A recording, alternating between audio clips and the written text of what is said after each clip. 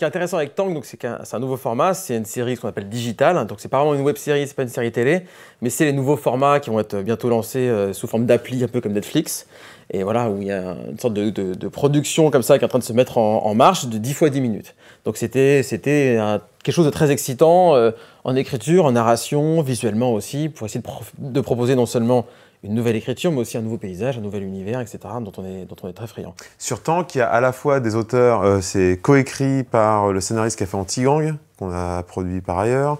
C'est monté par le monteur de La Horde, qui est aussi un de nos monteurs habituels. Samuel, on avait fait la Lazy Company avec lui. Ce qu'on fait, enfin nous, ce qui est très important pour nous, c'est qu'on fasse une série, un film, un documentaire. On essaye de le faire de la même manière.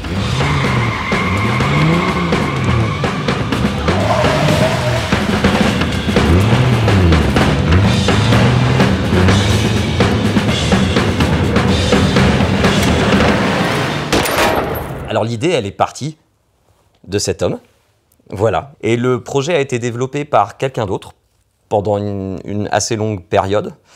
Et moi, je suis arrivé sur le projet, je ne sais plus combien de temps avant que ça tourne. 5 semaines. Je crois 5 semaines avant que ça tourne. Donc je suis arrivé, il y avait déjà une structure, un ton très établi, et même des repérages, du casting et tout ça. Et ce qui ne correspondait pas tout à fait à ce que moi, je suis capable de faire ou ce qui peut me toucher sur certaines choses. Donc, dans le très peu de temps, j'ai un peu pris les choses aussi un peu en otage en disant, moi, je veux réécrire tous les dialogues. C'était un projet qui était très centré sur, qui était très réel, dans un niveau de fiction très dur. Donc, quelque chose de très violent, avec une violence, moi, qui ne me parlait pas. Et en plus, au point de vue des moyens aussi, je me disais, on ne va pas arriver à être assez puissant de ce côté-là. Donc moi, j'ai remplacé beaucoup de scènes d'action par des dialogues. Comme on m'a dit, si tu viens, tu vas pouvoir t'en emparer un peu. Ça ressemblait plutôt au transporteur. Et moi, je leur ai donné un exemple. Moi, je veux que ça soit Bip Bip et le coyote. Donc je voulais que le désert soit très rouge, les voitures très noires ou très brillantes, et que la violence soit presque slapstick, quoi, qu'on s'approche du clown.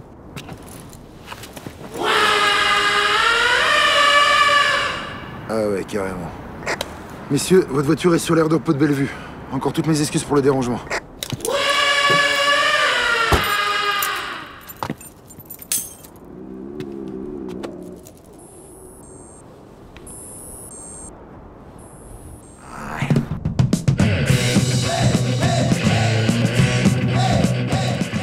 C'est vraiment une histoire de ressort, de dilater certains passages et hop, d'accélérer, de dilater, d'accélérer, et tout en gardant la joie et le droit de faire des vraies digressions. Par exemple, on peut vraiment digresser pendant 10 minutes, parce que c'est un épisode, et parce que hop, on revient juste après. On peut se permettre, dans ces formats-là, qui se consomment ou comme des petits bonbons quand on veut, ou tout d'un coup, d'introduire un personnage majeur épisode 6. C'est-à-dire qu'il y a un geste, tac, 1, 2, 3, 4, 5, c'est la même histoire, tout va bien et tout. Et vous verrez, de l'épisode 6, tout d'un coup, on est dans un décor c'est une autre série, des personnages qu'on ne connaît pas, et on relie à l'histoire principale en milieu d'épisode 6. Ce qui est un truc qu'on ne peut pas se permettre en cinéma, on ne peut pas introduire un personnage majeur, hein, c'est genre, elle est dans le pitch, il y a 8000 saisons, elle sera dans les 8000 saisons, c'est vraiment un personnage très important qu'on introduit au début de la fin de la saison, quoi. Par épisode, c'est presque un genre différent, en fait. Et à chaque fois, c'est une petite envie différente de cinéma. Et c'est ce qui est hyper satisfaisant, c'est-à-dire que quand tu commences à comprendre le principe, non seulement narrativement, dans le découpage, dans la narration, dans le rythme, c'est différent, mais en plus, ça évoque d'autres choses, d'autres références. Voilà, donc, Mais il y a aussi la joie du genre. Ça veut dire qu'il t'appelle vraiment à raconter des histoires que même enfant ou jeune, tu diras, on va pas me permettre de raconter ce genre de choses. Et puis là... vas-y, alors, tu me dis, on va faire ça bien, tellement bien. On va se battre comme des cochons pour que ça soit cool, quoi. Ouais, parce qu'avec Studio Plus, on fait des histoires, on leur propose des histoires qui, en télé traditionnelle, oublient, et qui, en cinéma, et c'est un développement de 3-4 ans pour convaincre sur un genre qui n'existe pas au cinéma français. Là, c'est des cycles de pitch, de bip, d'écriture, de production et de livraison qui sont assez courts. Et pour nous, c'est trop bien, quoi. C'est 1 million le 10x10. Après, c'est un modèle de financement où Studio Plus, ça aussi c'est officiel, prend tous les droits de tout. Donc, il n'y a pas de financement complémentaire. C'est-à-dire qu'on va pas, on sait pas comment télé traditionnelle où on peut aller chercher du CNC, du crédit d'impôt, du tax shelter si on part en Belgique, ou ce genre de transport complémentaire. Là, c'est 1 million fermé, merci. Voilà. Ce qui est à la fois une grande chance parce que il n'y a pas de web-séries qui sont autant financées. Après, évidemment, la barre est quand même assez haute parce que l'idée, c'est d'avoir du contenu très premium qui doit générer de l'abonnement, qui est donc du contenu dont la qualité doit pas être trouvable par ailleurs gratuitement sur Internet. Donc on est plutôt dans une ambition de mini-long-métrage, souvent de genre, donc très, avec des gros pitchs, des grosses histoires, des genres très affirmés. Donc on est vraiment entre deux mondes, économiquement. C'est-à-dire qu'on est sur un téléfilm financé correctement. Sauf que dans les histoires, c'est des attaques d'extraterrestres. Hop, mec, les 10 ans de QHS.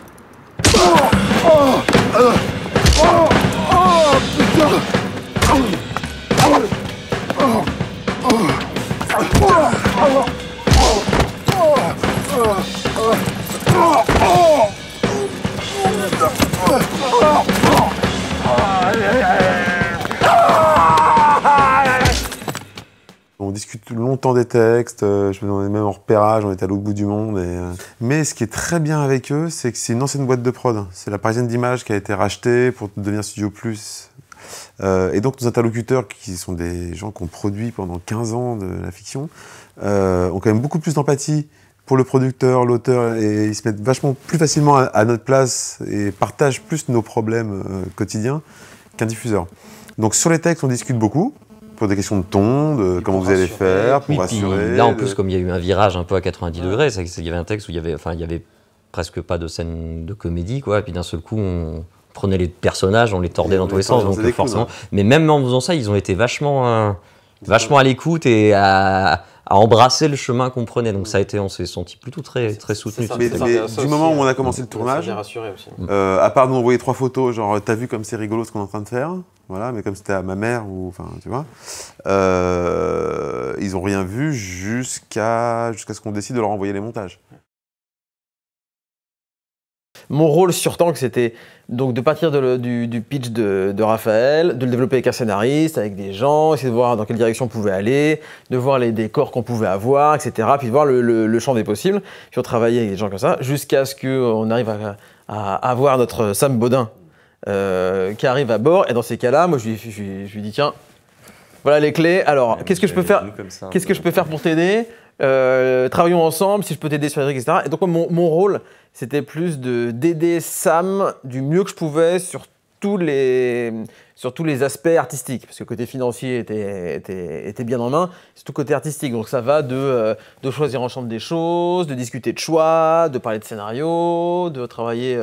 jusqu'à être dans les coudes dedans tous les deux voilà, sur place. Quoi. Ouais, mais sur place et après, essayer d'être là tout le temps en montage, en post-production, pour le son, pour les effets spéciaux, essayer parce que la post-production est quand même assez courte, ça va vite, il y a peu le temps de réfléchir.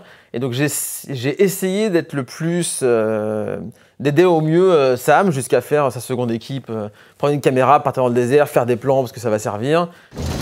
Et là-dedans. Alors, au-delà du côté avilissant de l'opération, ça va être un peu compliqué là. Ok, je vais t'aider. Oh mais ça va pas!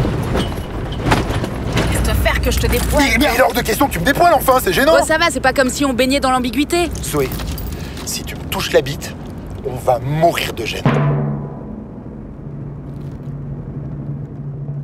C'est une question que je me pose tout le temps. Et on travaille en amont avec les comédiens, même en écriture déjà. Je trouve que c'est bien, ça nous met sur la sellette et je crois que c'est un joli endroit parce que il remet en cause... encore une fois, on parle de ton et de niveau de fiction, mais l'endroit même de l'histoire, là, pour le coup. C'est où est-ce que se passe cette histoire? Dans quelle gravité elle peut aller? Avec Alban, où on travaille un clown, je lui dis toujours, tu sais que ton clown, t'as l'impression que c'est ce qui fait rire, mais en fait, c'est plus tu te rapproches de toi et plus t'enlèves la muraille, à la fin, si t'es tout nu devant, ça y est, t'es ton clown. Mais là, les choses peuvent devenir très blessantes. C'est au moment où t'as plus d'armure que... Donc l'humour aussi, ça permet de prendre un personnage et de lui enlever son armure. Donc ça permet aussi de le rendre beaucoup plus atteignable. Et alors après, c'est plus au point de vue du spectateur où il faut faire attention. C'est-à-dire, est-ce que le récit me fait rire? Et après, est-ce qu'il me plaît? Est-ce que ça casse pas la situation? Je pense que c'est au cas par cas. Et après, d'arriver à prendre le recul et de voir si l'ensemble est cohérent. Mais c'est un danger qui qui se pose à chaque ligne, quoi. Et même devant le cadre. Où des fois, je fais un cadre et je me dis, le cadre fonctionne et tout. Je dis, mais là, je me piège moi-même, là. L'humour se prend pas de distance par rapport ou très peu de distance par rapport au personnage. Des fois, c'est un peu de l'ironie, mais c'est juste un point de vue qui fait que c'est un peu ironique, mais tu ridicules jamais tes personnages, c'est jamais aux dépens d'eux, etc. Donc du coup, j'ai l'impression que ça fait plutôt vivre les personnages à chaque fois que tu mets de l'humour, etc. Et que du coup, ça les rend plus humains qu'autre chose. Et d'installer une situation où finalement rien n'est grave, puis quelque chose est grave, je trouve que ça, au contraire, ça amplifie le relief. Et ça marche d'autant plus, j'ai l'impression. Parce que moi, dans le travail de Samuel, que ce soit sur Tank ou sur autre chose, à chaque fois, je suis plus ému parce que j'ai rigolé avant et que d'un coup, il y a un truc qui me fait plus du tout rigoler et qui est grave parce que je me suis attaché au personnage. Et que du coup, c'est cette dynamique-là, je trouve, qui crée la richesse et qui crée du vrai relief, quoi. Il y a aussi la joie d'aller sur des terrains que eux n'ont pas tant l'habitude de travailler que ça aussi. Ici. Et donc, ils arrivent avec beaucoup de joie là-dedans. Alors, généralement, il faut beaucoup freiner parce que justement, pour retrouver l'endroit juste, il fait, regarde, il est là, et c'est là que t'es bien, donc vas-y. Mais c'est qu'on peut se tromper aussi. C'est-à-dire que ce petit format-là, ça permet, il y a plein de maladresses, il y en a partout. Mais, je sais pas, en tout cas, personnellement, j'ai l'impression que c'est un endroit où je peux apprendre beaucoup. Parce que l'erreur, on va la payer, mais il y a... faut peut-être pas dire, mais presque droit. Et donc, en tant que réalisateur, c'est là que tu vas dire, je vais oser aller un peu plus loin. Puis, je suis allé bien trop loin, là, c'était une grosse erreur. Mais au moins, on a le droit de se tromper. Et ça, c'est rare et c'est précieux. Je pense que le premier travail avec les comédiens, c'est de leur fournir un texte qui les passionne, en fait. Je pense que c'est vraiment le projet. Et ça, c'est le devoir du scénariste qui te dit, la comédie, on va l'amener avec les comédiens. Non, la comédie, elle est écrite. La comédie, c'est... Sinon, c'est un autre travail, enfin, pour moi, je pense. Ouais, mais là, surtout dans ce métier. Dans un contexte de grande liberté aussi. Oui, c'est que moi, on a ce truc-là. Mais même les histoires plus simples, je pense que, en fait, c'est peut-être dans des petites fenêtres où ça peut être plus fou par moment, mais c'est toujours. Nous, on a la chance d'avoir un cadre, des exigences amples. Après, j'imagine, oui, que quand le cadre se rapproche, mais sur le papier, il y a déjà tellement de choses qu'on peut faire passer sans que. Même en mauvais garçon, on peut dire, sans que les gens qui pourraient nous dire attention, là ça déborde, ils vont pas, je pense qu'ils peuvent pas le voir, mais par contre il faut tellement travailler longtemps sur cette feuille pour que ça, on se dise on va nous permettre de faire ça, alors qu'ils voient pas que derrière ça va être un peu dingue. Je pense qu'on sera des pionniers quand ce qu'on fait, que ce soit sur Studio Plus, ou CS1, atteindra le grand public. Quand le grand public s'emparera de ça. Voilà. Alors où ça passe par un diffuseur qui pète un câble, enfin qui sort des normes, quoi. Et puis ce bouton avec le coude comme ça, il se rend compte. Ou qui se réveille, ou ça passe par des plateformes qui deviennent très grand public. Par exemple, si c'est pas le cas, mais si, Inch'Allah, on fait une série pour Netflix, et que là, on est sur un truc très grand public, mais avec des libertés d'écriture plus intenses, là, je pense qu'on sera vraiment des pionniers, où on aura amené notre génération au grand public. C'est aux diffuseurs d'être pionniers, tu vois. Nous, on ne sera jamais pionniers parce qu'on n'est pas diffuseurs. Les vrais pionniers, les vrais gens qui doivent faire quelque chose, c'est les diffuseurs. Et si les diffuseurs lancent un truc, il y aura toujours des gens pour fabriquer des choses derrière. Tout à fait. Tu vois. C'est vrai qu'elle manque d'initiative, hein. Je sais pas pourquoi elle n'ose pas. Elle est comme ça, elle me regarde. Attends, comme si j'avais réponse à tout. C'est ça, c'est exactement ça. Elle n'a pas l'esprit d'initiative. Putain, qu'est-ce qu'elle fait, cette conne ?